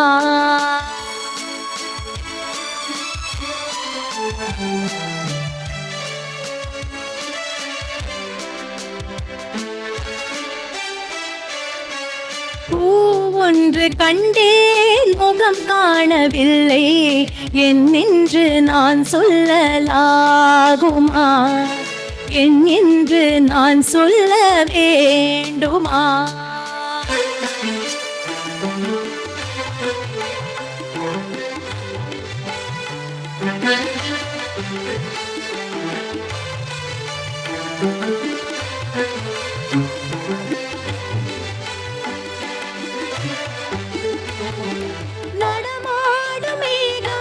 நவநாகரீகம் அலங்கார சின்னம் மலை போல மின்னும் அலங்கார சின்னம் மலை போல மின்னும் நடமாடும் செல்வம் பணிவான தெய்வம் வழங்கால சின்னம் உயிராக மின்னும் வழங்கால சின்னம் உயிராக மின்னும் உயிரி வரும்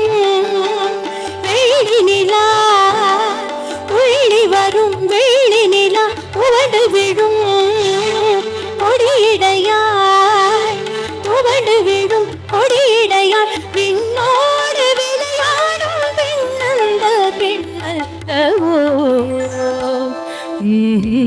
சென்றேன் கண்டேன் வந்தேன் பொன்னொன்று கண்டேன் பெண்ணங்கு இல்லை என்று நான் சொல்லலாகுமா?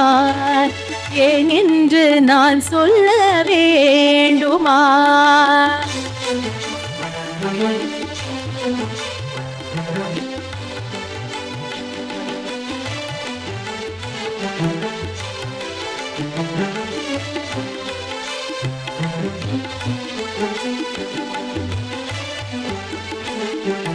நான் பார்க்கவில்லை, நீ பார்த்த பெண்ணை நான் பார்க்கவில்லை, நீ பார்த்த பெண்ணை நான் பார்க்கவில்லை, உன் பார்வை போலே என் பார்வை இல்லை, நான் கண்ட காட்சி நீ காணவில்லை, நான் கண்ட காட்சி நீ காணவில்லை, என் விழியில் நீ இருந்தாய், என் விழியில் நீ இருந்தாய், உன் வடிவில் நான் இருந்தேன், உன் வடிவில் நான் இருந்தேன், நீ இன்றி நான் இல்லை, நான் இன்றி நீ இல்லையே. சென்றேன் கண்டேன் வந்தேன், பொன்னொன்று கண்டேன் பெண்ணங்கு இல்லை, என்னென்று நான் சொல்லலாகுமா, என்னென்று நான் சொல்ல வேண்டுமா, பூ ஒன்று கண்டேன் முகம் காணவில்லை, என்னென்று நான் சொல்லலாகுமா, ஏன் என்று நான் சொல்ல வேண்டுமா.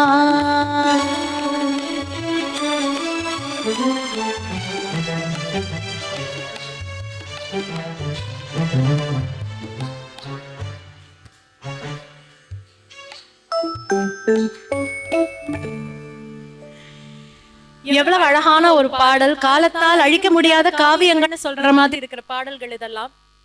கிட்டத்தட்ட இதனுடைய வரிகள்லையும் நான் சொல்லவே வேண்டாம், நடமாடும் மேகம், நவநாகரீகம், அலங்கார சின்னம் அப்படின்னு ஒவ்வொன்றையும் அங்க வர்ணிக்கிற கிட்டத்தட்ட மிதிலா படலம் காட்சியை எடுத்து அதுல இருக்கிறதெல்லாம் நம்ம படிச்சோம்னா இந்த வரிகள்ல அதனுடைய தாக்கம் இருக்கு அப்படிங்கறத நம்மளால புரிஞ்சுக்க முடியும்.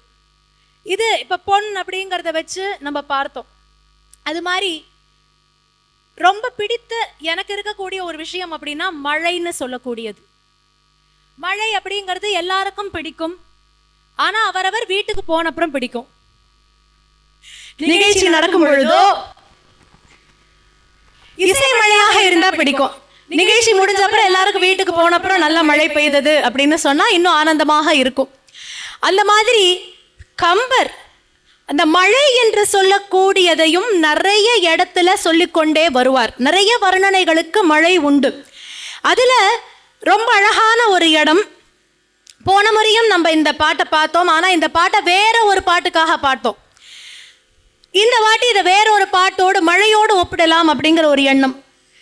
எந்த பாட்டு அப்படின்னா ராமாயணத்துல கால் அப்படின்னு சொல்லக்கூடிய பகுதி. இந்த கால் பகுதி அப்படின்னா 25% சொல்லுவோம் இல்லையா, கால்வாசி தாண்டியாச்சு அப்படின்னு சொல்லுவோம். 25% தாண்டுற இடத்த கால்வாசின்னு சொல்லுவோம். அந்த இடத்துல வரக்கூடிய ரொம்ப அழகான ஒரு பாட்டு. ராமபிரான் மற்றும் இளைய பெருமாளான இலக்குவன் இருவரையும் விஸ்வாமித்ர மகரிஷியானவர் தசரதனிடத்தில் யாச்சகம் பெற்று யாகத்தை காக்கும் பொருட்டு அழைத்து செல்கிறார். இது எல்லாருக்குமே தெரியும். கரிய செம்மல் ஒருவனை தாரும் அப்படின்னு கேட்கிறார். தசரதனோ என்னுடைய பிள்ளைக்கு 16 வயசு கூட முடியல, அப்படி இருக்கிறப்ப காட்டுக்கு அவரை அனுப்ப முடியுமா அப்படின்னு யோசிச்சாராம். அப்போ விஸ்வாமித்ரர் சொல்கின்றார், ராமனை தருவாயே, ஜெகத் ரட்சக ராமனை தருவாயேன்னு கேட்கிறார். அருணாச்சல கவிராயருடைய பாடல்ல வரும், தாட்டகை பாவி தவிர்த்தால் என் வேள்வி பீடை வராமல் காத்தால் பிழைக்கும் என் ஆவின்னு அருணாச்சல கவிராயர் ரொம்ப அழகா சொல்லுவார். அப்படி சொல்லி கொண்டு வரும் பொழுது ராமனை முதல்ல தரமாட்டேன்னு மறுக்கின்றாராம் தசரதன். நீங்க என்ன கேட்டா கூட கொடுத்துருப்பேன், ஆனா ராமன் என் உயிர், என் உயிரையே யாரோ குடுன்னு கேட்பது போல இருக்கு, அதனால் ராமனை தருவது சற்று கடினம் என்பது போல தசரதன் சிந்திக்க கோபத்தில் ருத்ரன் குரு விஸ்வாமித்ரன் அருணாச்சல கவிராயர் பாடுகின்றார் அதே பாட்டுல. அப்போ கோபத்துல ருத்ரன், அந்த ருத்ரனுக்கு இன சாபம் கொடுத்தார்னா நம்ம கதையெல்லாம் தீர்ந்தது. அதனால பிள்ளையை அனுப்பி வைப்பாயாகன்னு வசிஷ்டன் சொல்கின்றாராம் தசரதனிடத்துல. வசிஷ்டன் சொல்கின்றார், அவரோடு அனுப்பி வை, நல்ல விஷயமா தான் வந்திருப்பார், அதனால அனுப்பி வைன்னு சொல்ல. எப்போதுமே நமக்கெல்லாம் ஒரு குணம் உண்டு. என்ன குணம் அப்படின்னா, இப்போ முதல் தர கேட்டு இல்லைன்னு சொல்கிறோம். நமக்கு ரொம்ப வேண்டியவங்க, நாம் ரொம்ப மதிக்கக்கூடியவங்க, அவங்க நம்மள்ட்ட ஒன்று கேட்குறாங்க, முதல் தரம் கேட்கும்போது முடியாதுன்னு சொல்லிடுறோம். இப்போ அடுத்த தரம் அவங்கள கூப்பிட்டு தரேன்னு சொல்கிறோம். கூப்பிட்டு யோசிச்சுட்டு தரேன் அப்படின்னு சொல்லும்போது என்ன பண்ணுவோம்? கேட்டதை மட்டும் கொடுத்தா அவர் இப்போ வாங்கிப்பாரோ இல்லையோ தெரியாது. முதல்ல அவர் கேட்கும்போது நம்ம கொடுக்கல, மரியாதை குறைச்சல்னு நினச்சிட்டா என்ன செய்யறது? அதனால என்ன பண்ணுவோம்? அதோட ஒரு எக்ஸ்ட்ரா எப்பொழுதும் வச்சு செய்வோம். உங்களுக்கு ஒரு இட்லி பேக் பண்ணி தரேன்னு சொல்லிடுவாங்க. ஒரு 4 இட்லி எனக்கு பேக் பண்ணி தரீங்களான்னா, இல்லைங்க காலையில் ஆஃபீஸ் போகணுன்னு ஏதாவது சொல்லிவிடுவோம். அதுக்கப்புறம் 4 இட்லி தானே கேட்டாங்க, அதை செய்து கொடுத்துருக்கலாமே அப்படின்னு அந்த 4 இட்லியோடு நிறுத்தாது என்ன செய்வோம் அப்படின்னு பார்த்தா ஒரு புளியோதரையும் சேர்த்து கொடுப்போம். இந்த பாருங்க, மதியத்துக்கும் சேர்த்து வச்சுட்டேன் அப்படின்னு. ஏன்னா மரியாதை குறைச்சலை சரி செய்வதற்காக நாம் இந்த மாதிரி சில விஷயங்கள் எல்லாம் செய்வது உண்டு. அந்த மாதிரி தசரதன் என்ன செய்தார், எப்படி சரி செய்தார்னு பார்த்தா, முதல்ல ராமனை கேட்டால் தரமாட்டேன்னு சொல்கிற மாதிரி இருந்தது இல்லை. இப்போ 1+1 ஆஃபர் மாதிரி ராமனோடு லக்குமணனையும் சேர்த்து அனுப்பினாராம். இந்த பிள்ளையும் சேர்த்து அனுப்புகிறேன், 2 பேரையும் அழைத்து செல்லுங்கள் அப்படின்னு யாகத்தை அவர்கள் காத்து ரொம்ப அழகாக ரட்சித்து தந்தார்கள். அதன் பிறகு மிதிலையிலிருந்து அவர்களுக்கு பத்திரிகை வருகின்றது. களமனுங்கிறப்ப மற்ற முனிவர்கள் எல்லாரையும் அனுப்பிட்டாங்க. இப்போ ராம லக்ஷ்மணர்கள் இங்கே இருக்கிறதுனால விஸ்வாமித்திரர் யோசிச்சு கொண்டிருக்கிறாராம்.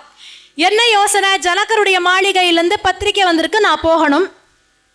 ஆனால் பத்திரிக்கை அவருக்கு மட்டும்தான் வந்திருக்கு. இப்போ இந்த யாகம் முடிந்த உடனே ராம லக்ஷ்மணால அங்கே கொண்டு விடுவேன், தசரதன்கிட்ட மீண்டும் ஒப்படைப்பேன்னு சொல்லியிருக்காரு. இப்போ ஒப்படைத்து விட்டு மிதிலாபுரி செல்ல வேண்டும் என்றால் காலதாமதமாகிவிடும். மிதிலாபுரிக்கு இவர்கள் 2 பேரை அழைத்து செல்ல வேண்டும்னா இவங்க சாதாரண வீட்டு பசங்க கிடையாது, ராஜகுமாரர்கள் இல்லையா? அப்ப ராஜகுமாரர்கள்னா அவங்களுக்கு பத்திரிக்கை தனியா வைக்கணும், அப்பதான் அவங்கள கூட்டிட்டு போக முடியும். இப்ப என்ன செய்யறதுன்னு தெரியாம இந்த இடத்துல விஸ்வாமித்திரர் திருன்னு முழிச்சாராம். ராமன் பார்த்துட்டு கேட்டார், என்ன உங்களுக்கு ஏதோ சிந்தனையில இருக்கிற மாதிரி தெரிகின்றதே அப்படின்னு கேட்டப்ப, ஆமா உங்க 2 பேரை பத்தி தான் யோசித்து கொண்டிருக்கிறேன் நாரா. என்ன யோசனை? ஏன் 2 பேரை பத்தினா, இல்லை இதுதான் இப்போ உங்களை அயோத்தியால விட்டுட்டு மிதிலாபுரி போகிறதுனா நேரமாகிவிடும், உங்க இருவரை கூட்டி செல்லலாம் என்றால் அதற்கு வழி கிடையாது, ஆனால் உங்களுக்கு பத்திரிக்கை வைக்கலன்னார். உடனே ராமன் சொன்னாரே பார்க்கணும், நல்ல வாக் சாதுரியம் உண்டு அவருக்கு, சாதுரியமா பேசுவாராம். எப்படி சொன்னாரு? அதுல எங்களையும் வரும்படி சொல்லியிருக்குமேன்னாராம். ஏன்னா இவருக்கு அங்க வரும்படி இருக்கு தானே, மிதிலாபுரியில இவருக்கு வரும்படி இருக்கே, அதுல எங்களையும் வரும்படி அவசியம் சொல்லியிருக்குமேன்னாராம். இவர் பார்த்துட்டு, என்ன ராமா சொல்ற, எனக்கு புரியலையே. இல்ல, இப்போ ஒரு கல்யாண பத்திரிக்கைனா நம்ம எப்படி அடிக்கிறோம்? தாங்கள் தங்கள் உறவினர்களோடு நண்பர்களோடு சுற்று எல்லாத்தையும் போட்டு சுற்றாரோடு வந்து திருமணத்தை நடத்தி கொடுக்குமாறு கேட்டுக்கொள்கிறோம்னு எழுதியிருப்போம், கரெக்டா? இதுவோ முனிவர்களுக்கு அனுப்பப்பட்ட பத்திரிக்கை. அப்ப இதுல என்ன எழுதியிருக்கோம்? தாங்கள் தங்களுடைய சிஷ்ய கோட்டிகளுடன் வந்து யாகத்தை நடத்தி தருமாறு கேட்டுக்கொள்கிறோம்னு இருக்கும். நாங்கள் இருவரும் உங்க மாணவர்கள் தானே, ஏன்னா இவர் உபதேசம் பண்ணியிருக்காரே, மந்திரங்களை உபதேசம் பண்ணியிருக்காரு இல்லையா? அதனால நாங்களும் உங்கள் மாணவர்கள் தானே, அதனால எங்களையும் அழைத்து செல்லுங்கள் என்று சொல்ல ஆனந்தத்தோடு அழைத்து செல்கின்றார். செல்லும் வழியில ஒரு இடத்துக்கு வந்தாங்க. எந்த இடம் அப்படின்னு பார்த்தா அது கௌதமருடைய ஆசிரமம். அகலிகை என்னும் பெண்ணானவள் சாப விமோசனத்துக்காக காத்து கொண்டிருக்கின்றாள். ஒரு கல்லின் மீது ராமன் பாதத்தை வைத்தார், கல்லும் பெண்ணாக மாறியது, கல்லும் பெண்ணாக மாறியது. அந்த தருணத்தில் கம்பர் பாடக்கூடிய அற்புதமான ஒரு பாடல், இவ்வண்ணம் நிகழ்ந்த வண்ணம் இனி இந்த உலகுக்கெல்லாம் உய் வண்ணமன்றி மற்றோர் துயர் வண்ணம் உருவதுள்ளோ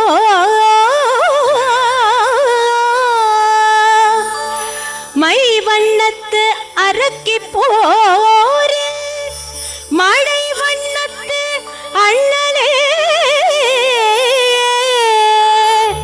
முன் கை வண்ணம் அங்கு கண்டேன், கால் வண்ணம் இங்கு கண்டேன்.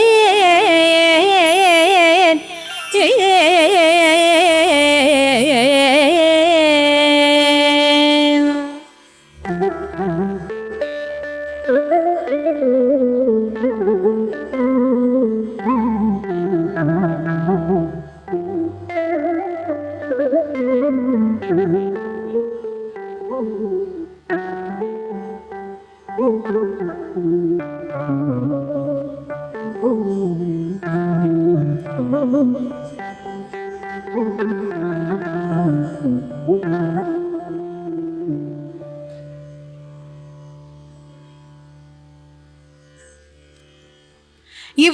நிகழ்ந்த வண்ணம் இனி இந்த உலகுக்கெல்லாம் உய்வண்ணமன்றி மற்றோர் துயர் வண்ணம் உருவதுண்டோ மை வண்ணத்து அரக்கி போரில் மழை வண்ணத்து அண்ணலே உன் கை வண்ணம் அங்கு கண்டேன் கால் வண்ணம் இங்கு கண்டேன் அப்படின்னு பாடினார்.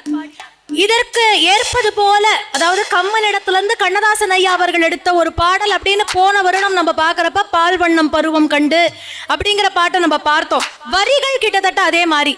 ஆனா இதுல சொல்லப்பட்டிருக்கிற மை வண்ணத்து அரக்கி போரில் மழை வண்ணத்து அண்ணலே, இதுல மையும் கருப்பு தான் மழையும் கருப்பு தான், மையும் கருப்பு தான் மழையும் கருப்பு தான். ஆனா மையோடு கருப்பு வேற, மழையோட கருப்பு வேற. மையினுடைய கருப்பால எந்த பிரயோஜனமும் கிடையாது. ஆனா மழையினுடைய கருப்பு என்பது அழகு, கருணை, இப்படி பல விஷயங்களை பட்டியல் இட்டு நமக்கு சொல்லக்கூடியது. அதனால தான் நிறைய திரை இசை பாடல்கள்ல எடுத்தால் கூட மை கருப்பை பற்றி பேசிய பாடிய கவிஞர்களை விட மழையின் கருமையை பற்றி பாடியவர்கள் அதிகம். ரெண்டு பாட்டு வரிகளை சொல்லி நான் நிறைவு செய்கின்றேன். மழை பற்றின 2 பாட்டு.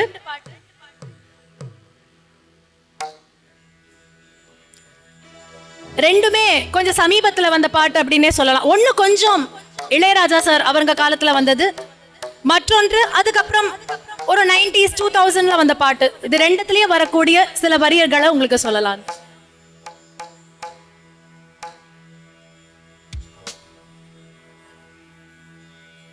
அந்திமழை பொழிகிறது, ஒவ்வொரு துளியிலும் முகம் தெரிகிறது. அந்திமழை பொழிகிறது, ஒவ்வொரு துளியிலும் முகம் தெரிகிறது. மந்திரியே, மன்மத நாட்டுக்கு மந்திரியே, அந்திமழை பொழிகிறது, ஒவ்வொரு துளியிலும் முகம் தெரிகிறது.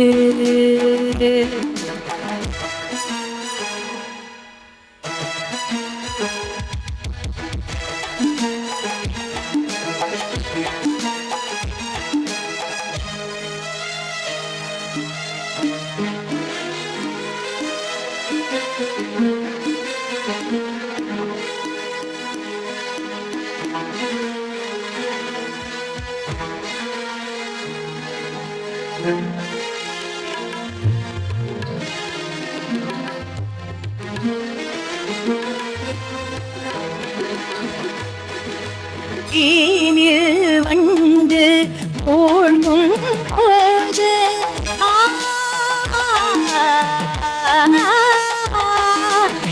ஆம்பம் என்று அந்தாள் மாது நெஞ்சுக்குள் தீயை வைத்து மோகம் என்பாய் தண்ணீரில் மூழ்கிக் கொண்டே ராகம் என்பாய் தனிமையிலே பெருமையிலே எத்தனை நாளடி இளமையிலே எத்தனை இரவுகள் சுட்டன கனவு இமைகளும் சுமையடி இளமையிலே அந்தி மழை பொழிகிறது ஒவ்வொரு துளியிலும் முகம் தெரிகிறது. மந்திரியே மன்மத நாட்டுக்கு மந்திரியே அந்தி மழை பொழிகிறது ஒவ்வொரு துளியிலும் முகம் தெரிகிறது. எடுத்த உடனேவே அந்தி மழை பொழிகிறது, ஒவ்வொரு துளியிலும் உன்முகம் தெரிகிறது அப்படின்னு அந்த மழையை உவமையாக கொண்டு நிறைய பாடல்கள் உண்டுக்கா. எத்தனை எடுக்கிறதுன்னு தெரியாது. மழைன்னு ஒரு லிஸ்ட் கொடுத்தோன்னா அவ்வளோ பாட்டு உண்டு. அதுபோல அந்த கருமையை பற்றி சொல்லும் பொழுது, வெண்ணிலவ முதலா பிறந்த மனுஷன் கருப்பு தான், மக்கள் பஞ்ச தீர்க்கும் அந்த மழை மேக கருப்பு தான், மண்ணுக்குள்ள இருக்கும் போது வைரம் கூட கருப்பு தான், மதுர வீர கையில் இருக்கும் பீச்சருவா கருப்பு தான், பூமியில முதலா பிறந்த மனுஷன் கருப்பு தான், மக்கள் பஞ்ச தீர்க்கும் அந்த மழை மேக கருப்பு தான், உன்னையில ரசிக்க வச்ச கண்ணு மொழி கருப்பு தான், கருப்பு சொல்லி தந்தால் அந்த கண்ணகியும் கருப்பு தான். வயிற்றில் நாம் இருந்த தாய் வயிற்றில் நாம் இருந்த கருவறையோ கருப்பு தான், அழகு கருப்பு தான், கருப்பு தான் எனக்கு பிடிச்ச கலரு. அவன் கண்ணு ரெண்டும் எல்லாம் 50,000 வாட்ஸ் பவரு, கருப்பு தான் எனக்கு பிடிச்ச கலரு. இதுல வரக்கூடிய அந்த சரணத்தின் வரிகள் ரொம்ப அழகு.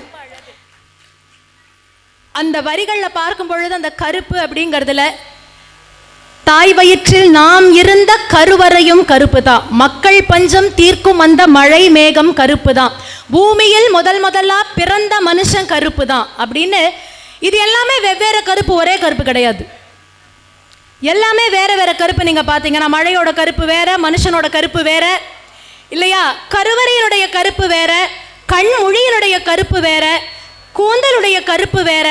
வெவ்வேறு விதமாக இருந்தாலும் கருப்பு கருப்பு தான், அழகு அழகு தான் அப்படின்னு கம்பருடைய பாடல்கள் எப்படி நமக்கு சொல்கின்றதோ அதனுடைய தாக்கம் இந்த பாடல்லையும் நம்மளால பார்க்க முடிகின்றது. இப்படி எத்தனையோ பாடல்கள் கம்பருடையதிலிருந்து இன்று வரை திரையிசையில் கையாளப்பட்டு வருகின்றது அப்படிங்கிறதுல எந்த விதமான சந்தேகமும் இல்லை.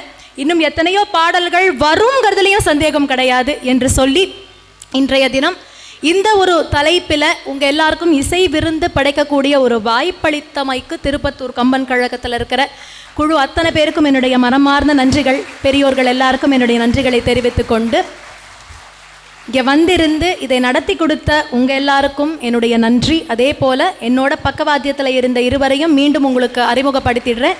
தபலால திரு சுரேஷ் அவர்கள், இந்த பக்கம் கீபோர்டில் திரு அத்வைத் அவர்கள். அது மாதிரி எங்களோட எல்லா முயற்சியும் உங்கள்கிட்ட கொண்டு போய் சேர்ந்த ஆடியோ பீப்புள் அவங்களுக்கும் வீடியோவில் இருக்கிறவங்க எல்லாருக்கும் என்னுடைய மனமார்ந்த நன்றிகளை தெரிவித்துக் கொள்கிறேன். மிக்க நன்றி மேடம்.